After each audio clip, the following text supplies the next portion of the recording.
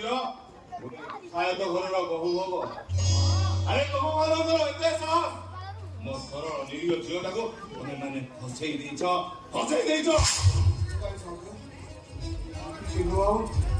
ତମ ପରସ୍ପରକୁ ଭଲ କହି ବାହାରିଛନ୍ତି ଆଉ ବାପା ବି ଗୀତାମାଙ୍କ ବିଷୟରେ ପଚାରିଛନ୍ତି।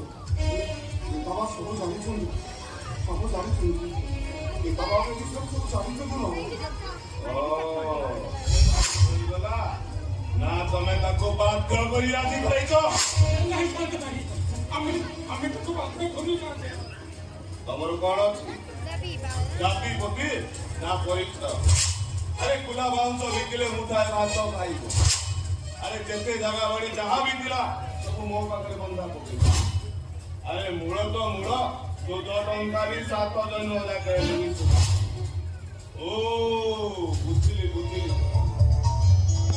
ମୋ ଝିଅକୁ ବୋହୂ କରି ନେଇ ଗାଁ ଗାଣ୍ଡରେ ଠିଆ କରିଦେବ ଆଉ କହିବ ଦେଖ ଆମେ କେଶ ପଣ୍ଡାର ଝିଅକୁ ବୋହୂ କରି ନେଇ ଆଉ ଆମ ଛୁଆ ଜାତିଟା ତମ ଛୁଆ ଜାତିଟା ଯିବ ଆଉ ମୋ ଟଙ୍କା ତମେ ମାନେ ଫେରେଇବ।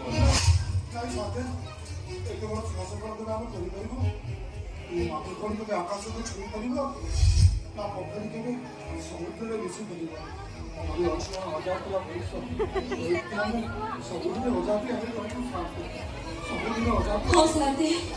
ପ୍ରେମ ବୁଝେନି ଜାତି ଧର୍ମ ବର୍ଣ୍ଣ ଖରସ୍ରୋତ ନଦୀ ଭଳି ପ୍ରେମ ରସରେ ସେମାନେ ମିଶିବା ପାଇଁ ଆମ ଚିହ୍ନ ଆଉ ଗୀତାମା ସେତେବେଳେ ବାହା ହେଇ ନିଷ୍ପତ୍ତି ନେଇଛନ୍ତି। ଆମ ସେ ନିଷ୍ପତ୍ତିକୁ ମାନି ନେବାକୁ ପଡିବ।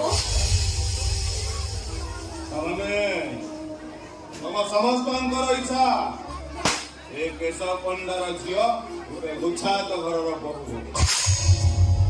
ଗୋଲା ବାଉଁଶ ମୁଣ୍ଡରେ ମୁଣ୍ଡେଇ ଗାଁ ବୁଲି ଭିକ ମାଗ। ମୁଣ୍ଡେଇ ପର୍ବରେ ସମସ୍ତଙ୍କ ଠାରୁ ପିଠା ମାଗ।